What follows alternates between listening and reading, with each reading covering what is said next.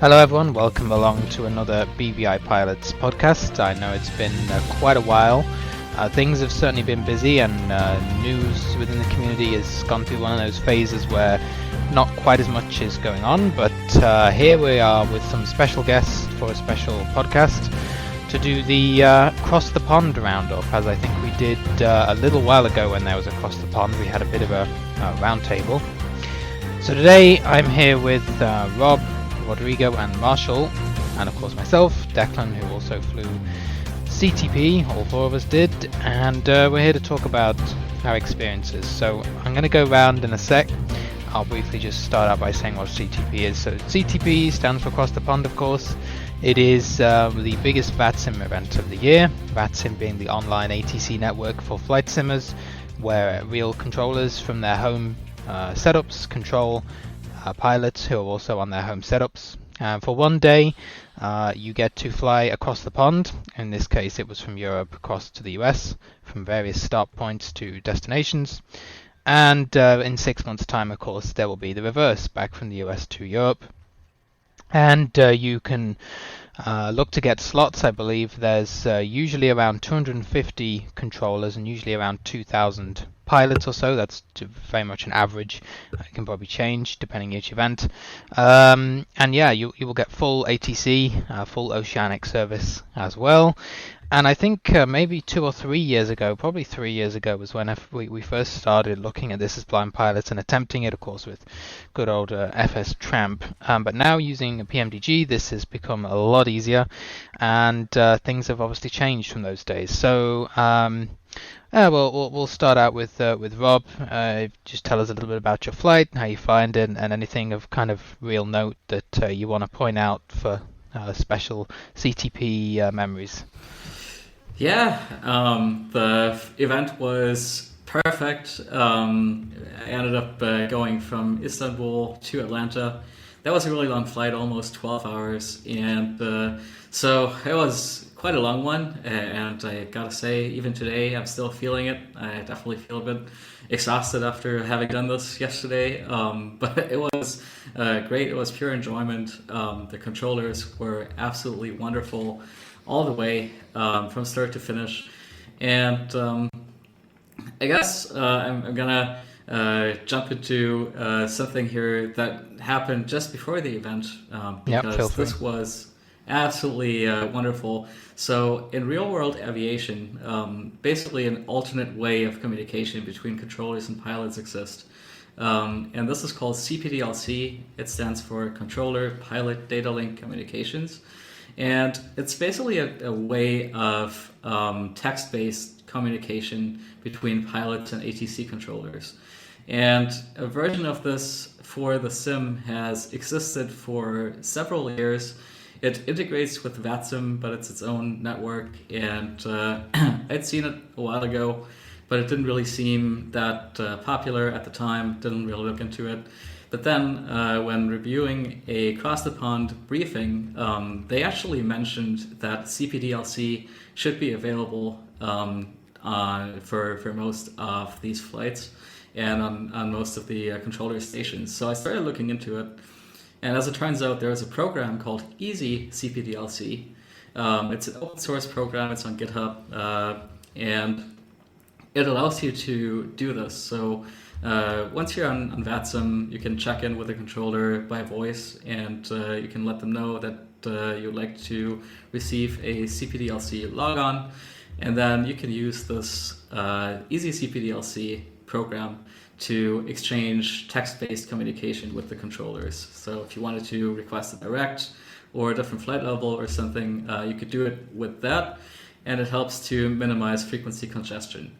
The only issue was I looked at the program at the time, and a lot of it was already accessible with NVDA, but certain parts of it were not, and you couldn't click on certain things, and it just was almost usable, but not quite there. So I decided on Friday before Across the Pond to open an issue on GitHub.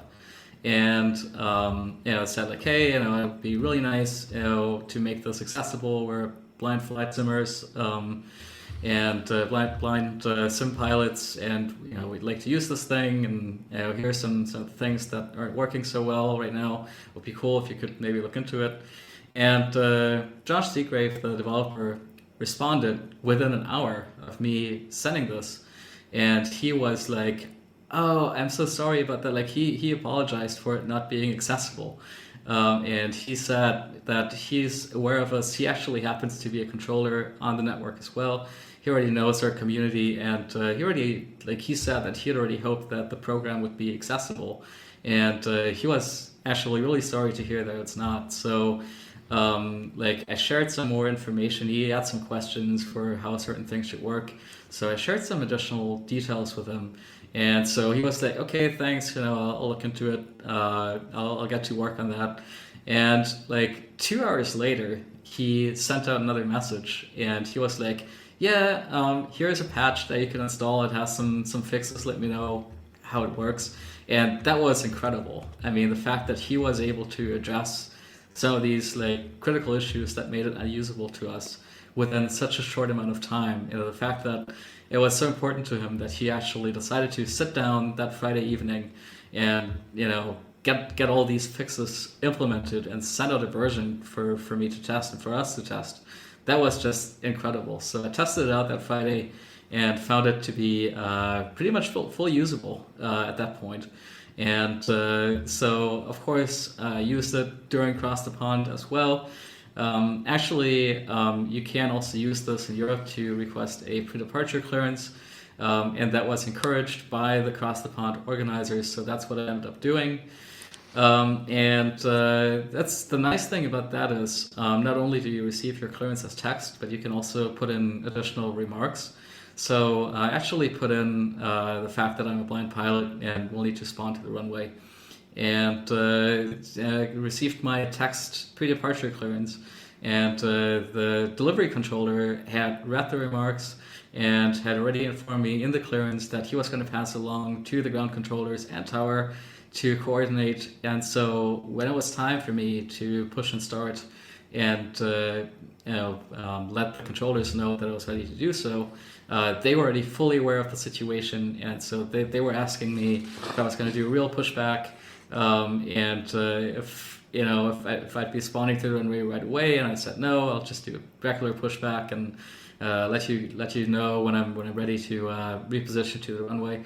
And so it was great because it just gave them this little this remarks thing just gave them this little heads up about our situation, and allowed the delivery controller to pass this information along. And then, of course, the vatsim, the controllers at Istanbul were extremely, extremely helpful and friendly, and dedicated to making this a great experience for me and the rest of us who also departed from there. So yeah, it was absolutely incredible, and I do want to thank the developer Josh for doing this and showing this incredible amount of dedication to making the software accessible to us, and sitting down at night, giving us a fix literally hours before Cross the Pond. That is some really amazing support that I very deeply appreciate. Yeah, absolutely. Thanks for that info, Rob, especially on CPDLC. I'll just briefly go through what happened to me and my experience of CTP, and then I'll pass it around.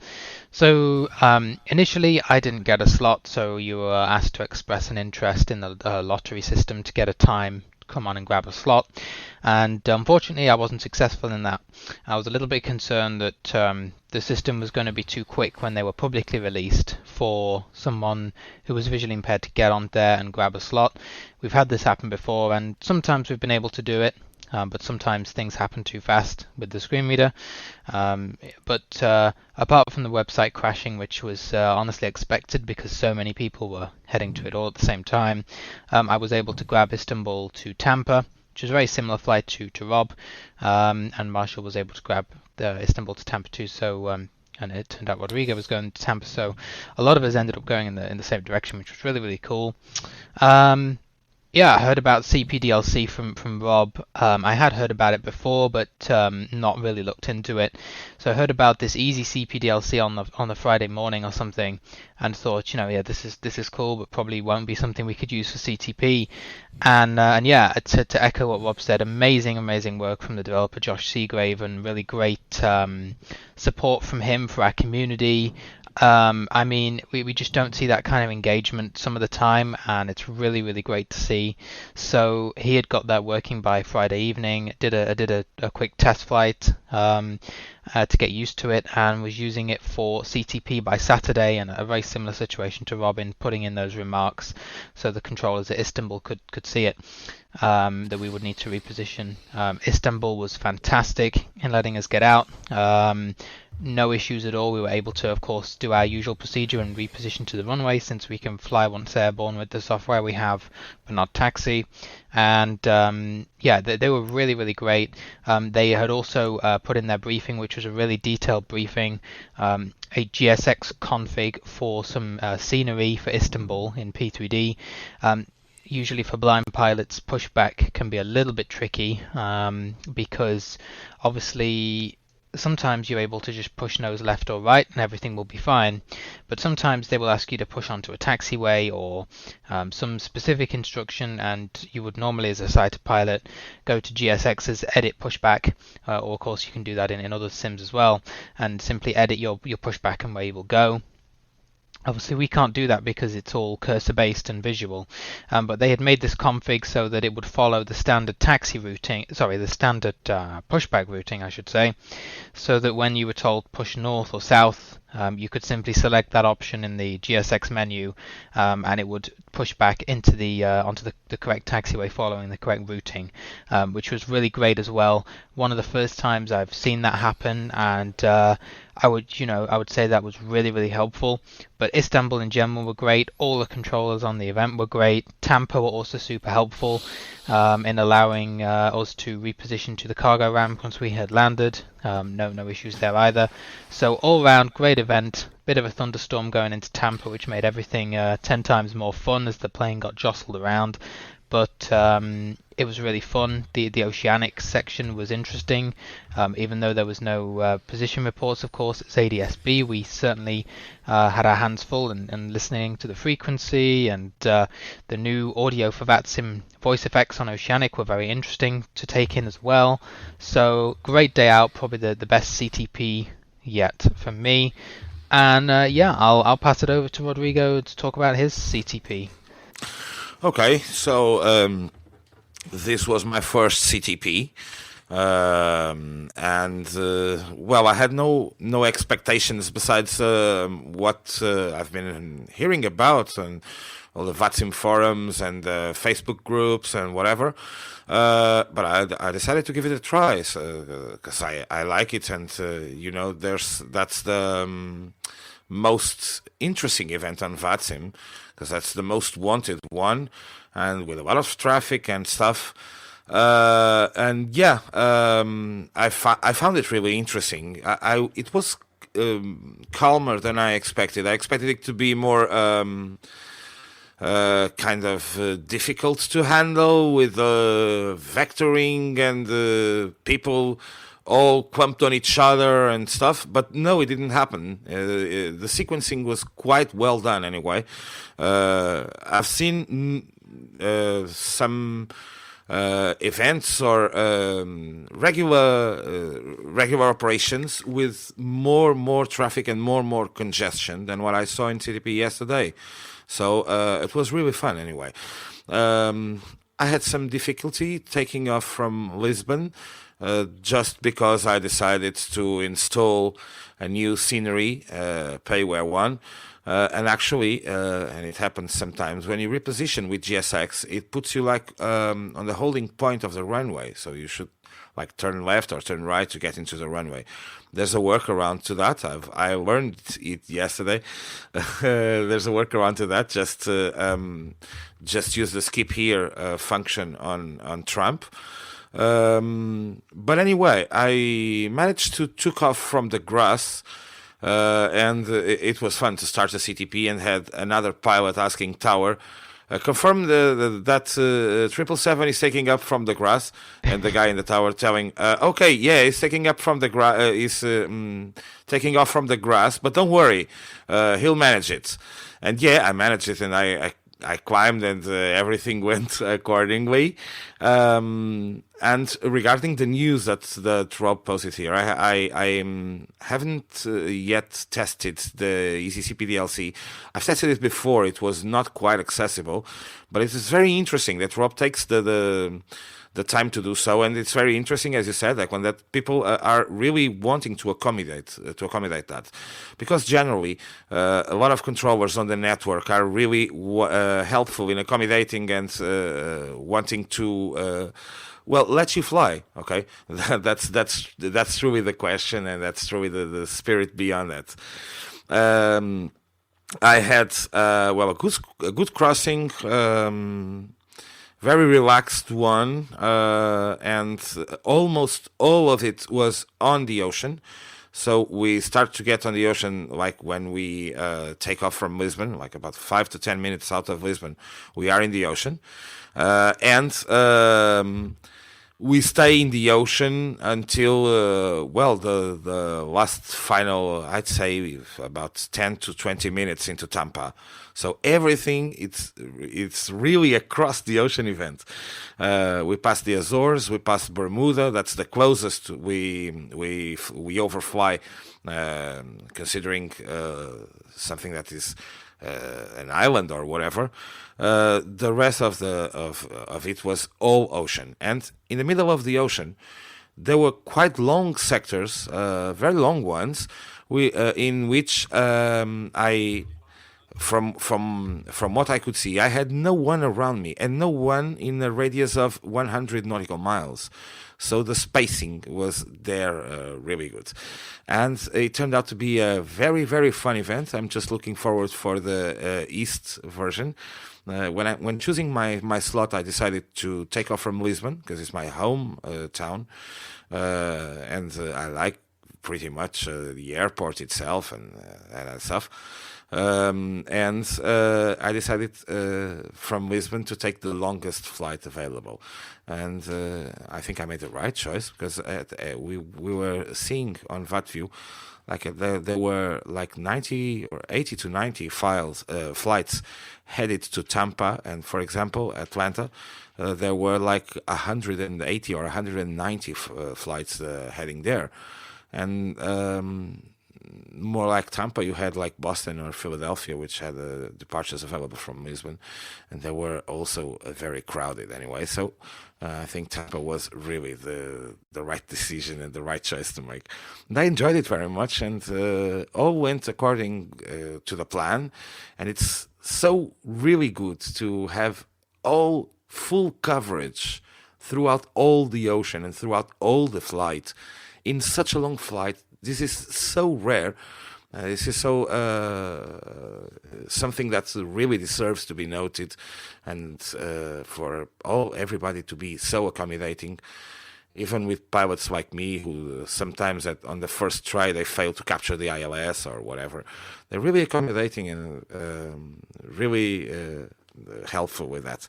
A big shout out to a Portuguese guy named André Almeida who managed the Santa Maria Oceanic, and a big shout out also to the guy, I can't remember his name, who was handling New York radio, and when I asked to 20 or 30 minutes out of the cockpit, he made a deal with me. It was quite funny anyway. So this is my impressions of CPD, of CTP, quite very good anyway. Thanks very much for that, and massive congrats on completing your first CTP. Yeah, exactly. Yeah, that's it's an incredible thing. Yeah. I was saying yesterday, it's like feeling like Christmas is over or something when you're a kid. It's a big thing, and it's a really good point about the payware sceneries and the runways in there, making sure you know where they spawn. Definitely one of those weird things. I love the story about taking off from the grass. That's hilarious, and you got the 777 off on the grass. Yeah. That's perfect. But yeah, the point about ATC as well. They That's exactly the spirit we want. They do a great job, and 99% of controllers we come across are really, really accommodating. Right, we'll finally go on to Marshall for your CTP experience. Yep. Hi everyone. I haven't really spoken much in the intro, but obviously I'm here. So I was able to get a slot. Well, I had the opportunity to get a slot for CTP, but I decided to bypass that and get the slots when they were publicly available in a free-for-all because I didn't feel like it was fair me doing it and Deck not doing it. So if he didn't do it, I wasn't going to do it. So I'm actually glad of that though. I managed to get a slot 10 minutes after him from Istanbul to Tampa. Same slot as he got, same slot as Rodrigo got into Tampa, but he went out of Lisbon, obviously. Setup went great. Istanbul ATC were really professional, got us out, both of us in pretty quick succession. I did have issues starting on the takeoff when vPilot disconnected when I used the skip to here function in Tramp, which I mean is not ideal. I have seen this before. It just happens sometimes. But with CTP, it's kind of like a thing where if you connect to vatsim, you have to stay connected because as soon as you disconnect, if the servers are overloaded, you're not going to be able to get back on, and sometimes the downtime is like hours before you can get back on.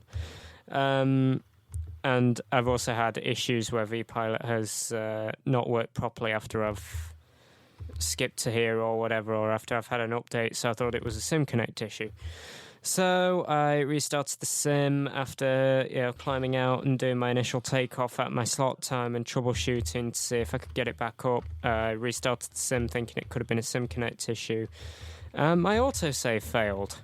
The autosave and the PMDG panel state obviously weren't calibrated correctly to each other, and every time I gave the autopilot back control and made sure that VNav and everything was on, we slowed down to about 100 knots and did a nosedive. So after that, once I finally got into the air, it was great control. Istanbul, I logged on right in the middle of their FIR, and they were very accommodating. They didn't shout at me and say that you should have waited until you were out of this area. They were very accommodating. They got me into the flow again, and up towards Tampa. Very helpful going into Tampa from all the controllers, basically from New York radio downwards. And great event. Second time I've officially done CTP with a slot, and it's not something I would pass up. Thanks go to Josh Seagraves, the developer of Easy CPDLC, which I also used to get my PDC and also to communicate with a couple of controllers along the way.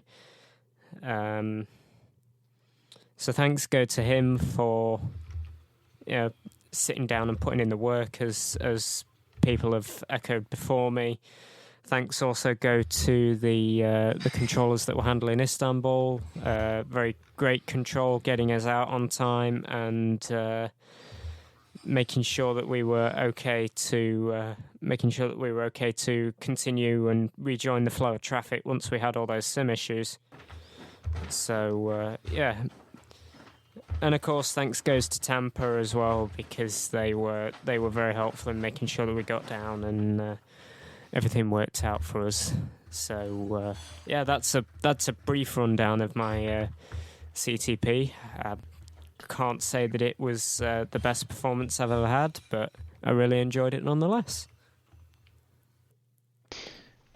Yeah, definitely. Thanks for that. I think, if anything, Marshall, your story of CTP yesterday is just one of massive perseverance in the face of all these sim issues, and finally that feeling of satisfaction getting to Tampa.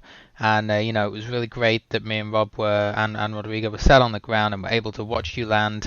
Given that you had these issues, and we all successfully made it down. I know Rob had spawned into Tampa in Observer to watch you land, so that's also the nice thing about CTP. Yep. Just watching all this other traffic coming in. It's Yeah. really awesome. So what I'll do now, I can't really think of anything else to add other than just to say that, again, thanks to all these different people, Josh and all the controllers. I think, this is a massive contrast to how we used to do things in CTP, and of course using Talking Flight Monitor and First Officer in combination, PMDGs from the accurate flight model and fuel calculations to being able to get the exact times when we'll be arriving at waypoints and things, which is key for Oceanic. All these things have made it so much better for us on CTP from back when we used to have to do things like estimate times when we would be at waypoints, and where we would be flying freeware planes that just didn't always have the correct fuel modeling. So we of course hope to get access to more planes possibly in the future, but right now, of course, the 74 and the 777 are two great long haul sets of aircraft that we have, and they really helped us with CTP, and I'm sure will in the future. Well, I'll just open it up now if anyone has anything random about CTP or anything related that we've not said, because I haven't, but I think that's all been said anyway. And yes, we hope to get more planes in the future, but the massive work that is being done with TFM right now is really impressive, and it's really different to fly nowadays than what we had with Trump and stuff. Let's not say we should not forget entirely about other ways of flying. Of course, TFM will not have every one of FMCs available because there are so many and so specific and whatever. We hope to have more in the future, but for sure, let's not also forget not the basics of flying and the shortcuts to P3D and whatever, but let's not forget about Tramp or any other solution which might help us to accommodate that. And let's keep the pressure on developers also, as Rob did with the CPDLC guy, just to have things accessible for us, because we are a community, and yes, people have seen us on the network, and they're all now. And another guy is using our motto also, as we elected it yesterday, which is "See ya." Yes, Vision Airlines, our virtual airline, BVI, the new motto, "See ya," which of course we don't physically, but we will see ya next time we fly there, which hopefully will be regularly. So. Yes, we will see ya.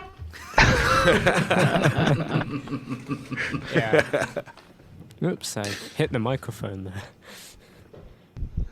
No worries. But yeah, I think from whatever solution a visually impaired person uses to get across that pond, it's always great, that feeling when you land on the other side. And I think what I've noticed is we're getting noticed a lot more on the network by controllers, and they're becoming way more familiar with our spawning procedure on the runway and to the gate, for example.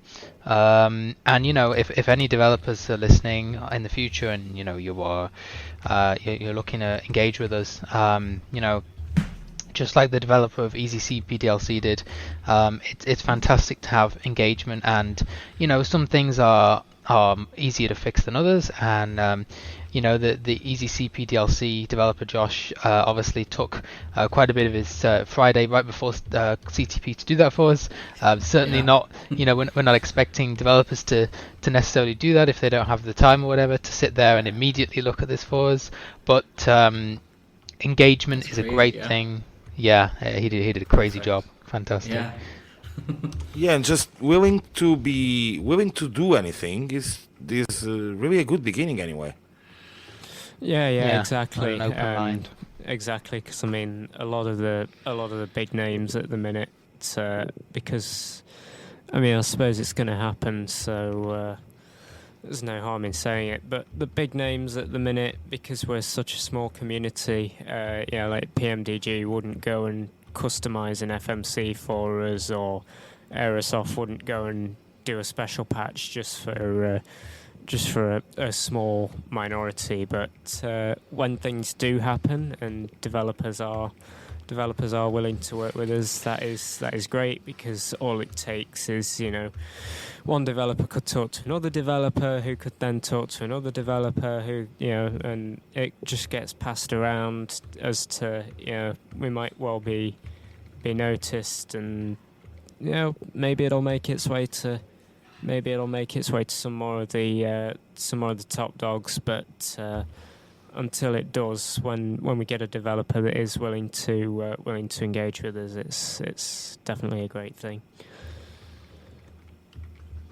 Yeah, I think even though we're a minority, I hope that Josh, whether he listens to this or sees our comments, and I definitely intend to go and thank him in person on his on the GitHub threads and things.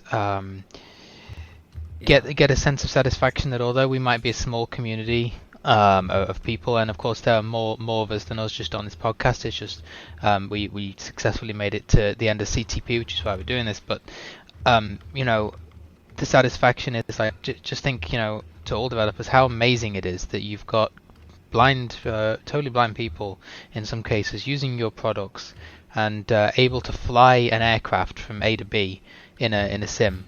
That just saying it out loud sounds absolutely crazy, and although we're a small community, the fact that you can say that you've achieved that, in this case, Josh was able to give us access to CPDLC, and totally blind people can use it with the screen reader, is just amazing, and so it's something that all developers can be proud of. Yeah, go for it, Rob. And also, like, I mean, when we fly, like, not only do we like aim to hold ourselves to the highest standards as to not cause any conflicts with controllers or other traffic and all that, but we also really love to be able to use all the things that everyone else is using.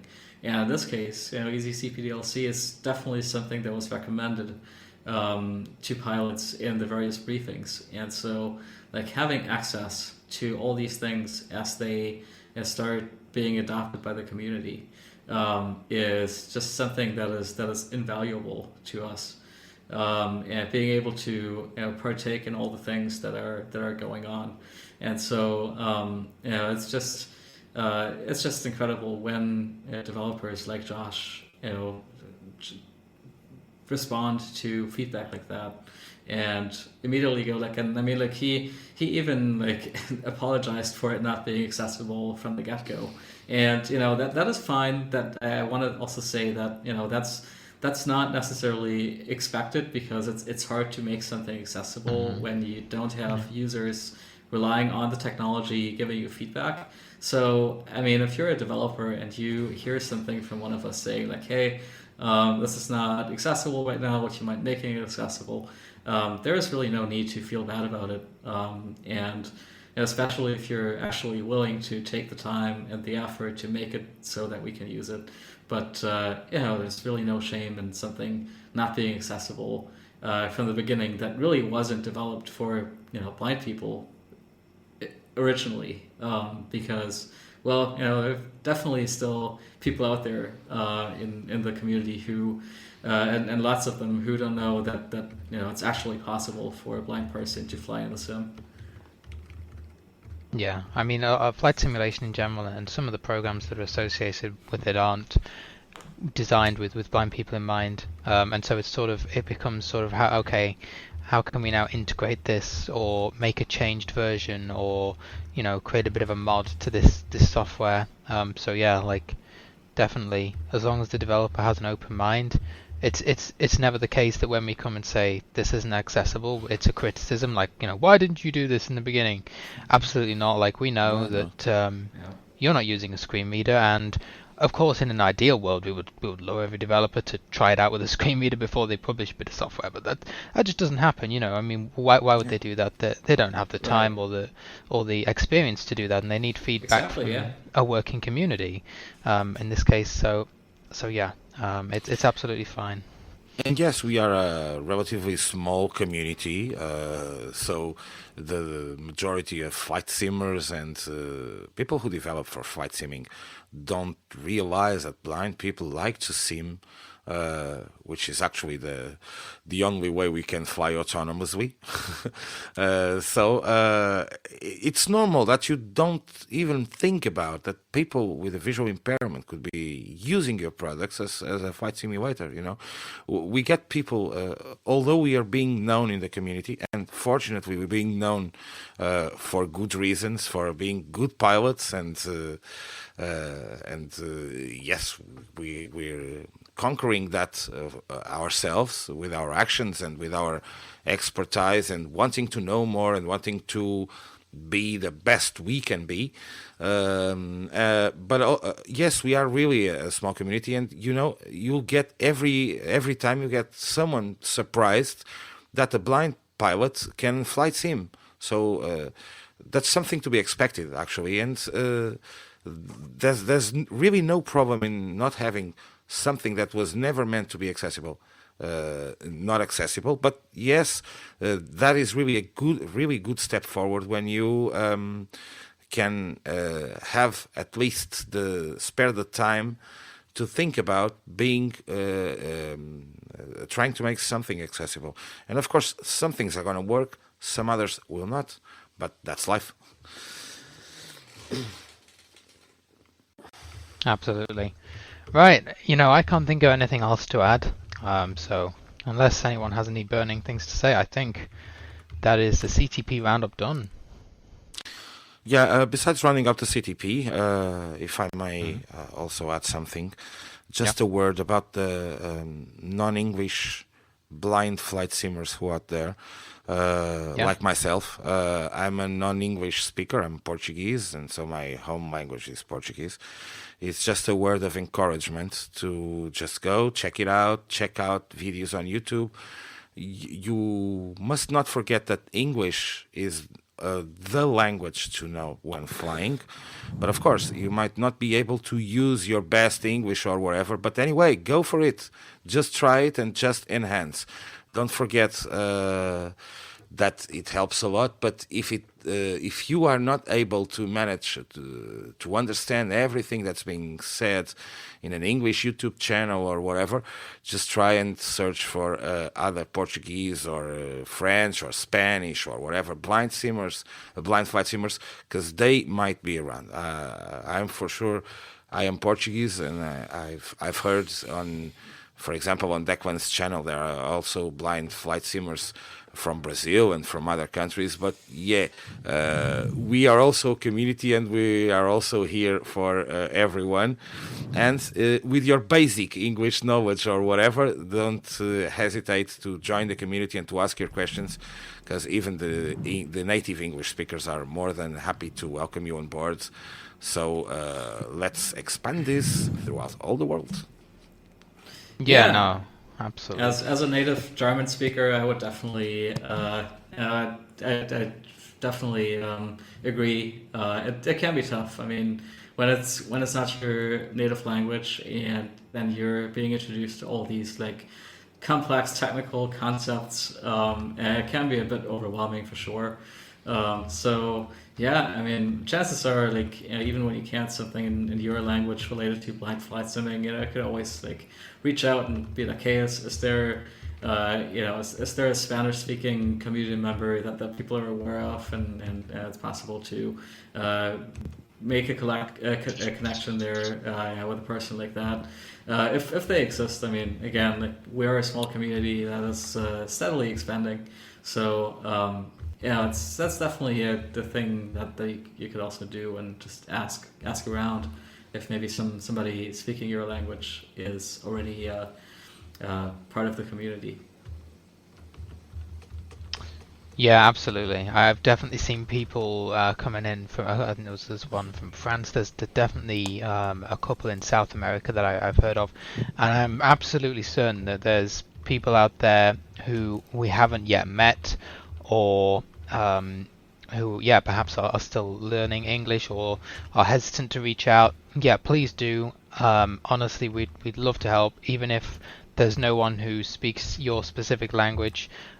Whatever we can do, from using translators, because I think as you get into aviation more and more, your English skills will get better and better, and it's probably actually aviation is a really good thing for learning English. Obviously in terms of the English you'll need for aviation anyway. But yeah, whatever we can do, because I know there's a lot of BVI pilots in the US, for example, and obviously we're all from Europe, and sometimes it gets overlooked that there's probably other blind pilots than the ones who come upon servers, or who are in WhatsApp groups and these kind of things. That there are probably other people out there, and we'd love to hear from you and get you involved, whether you want to become a member who does vatsim and comes upon and chats with us, or whether you just want to fly out on your own and need some tips. Definitely come and reach out to one of us. There's YouTube channels that you can comment on. I have my personal email, which is blindflightsimmer44@gmail.com. You can by all means find me on Twitter as well. I think it's b_flightsimmer. And of course, the podcast has an email directly, which is bvipilotspodcasts@gmail.com. I don't know if anyone else has any personal details they might want to give out in case anyone wants to get in touch with them for their specific language or anything. Well, actually, I'm starting to create a kind of a YouTube channel in which I plan to replicate some of the tutorials that Declan has posted on his. Awesome. That's great. Yeah, the actual, once I have the time, which is not quite guaranteed to happen in anytime soon, but at least I have the willingness and the intention to do so. The URL on YouTube, so just search for Flying Blind PT. Okay, you'll get there. I have posted a short video of my taking off yesterday. Well, not quite short, actually. The first 2 hours of flight, including the preparations and stuff. Not quite a good video anyway. I have to check with OBS what I had done, because there is no image. That's truly a blind video anyway. But at least you have the sound and it works. It's all in Portuguese, of course. I expect to be building that channel up and producing more content to be there. This was just a first video made for demonstration, but anyway, on that channel, I think you have my contacts there. But I think that flyingblindpt@gmail.com would work anyway, because I created the account for that. If not, just let me know, and or just let the podcast know, and all the podcast team has ways of contacting me, so I'll be more than happy to help anyway. That's the strength of being a community. Yeah, I personally don't stream all that often, but I do have a YouTube and a Twitch channel. The Twitch channel name is CPT Kip, so CPT as in captain, and then Kip, my last name, which is KIPP. And then also there's on bvipilots.net, which of course is the wiki with various links and resources and tutorials about blind flight simming. There's a contact us link there as well, with a form that you can use, and that will go to both Declan and myself. And as long as it's not spam, we'll get back to you. Yes, absolutely. And there is also a newly created streams page up there now. And what I will do is, after this, I will also find Rodrigo's channel, and I'll put it on there. And I'll also probably so it actually reminds me, I could also separate it by language and just put a note that these will be Portuguese streams in case anyone specifically is looking for Portuguese streams, because I know, like you say, there's a couple of them with that language or similar languages around, especially Brazil, I know, and things. So yeah, absolutely, that's awesome, and we'll keep promoting your channel. That's really great. Yeah. Yeah. All right. So it's now it's time to say see ya. Yeah, it really is time. See ya. Yeah, It's that's gonna do it. Yeah. Yeah. So as we said, the website is the main way to see all the info and to contact us, but you can use the prior mentioned emails. And other than that, don't know when the next podcast will be. If anything big happens, or some kind of other event takes place we want to discuss, it will definitely come on, so you can access the podcast through smart speakers and the usual ways, iTunes, Google Podcasts, etc., where you're all subscribed to them, hopefully. It should also go up on my YouTube channel, I believe, so it'll go to various places.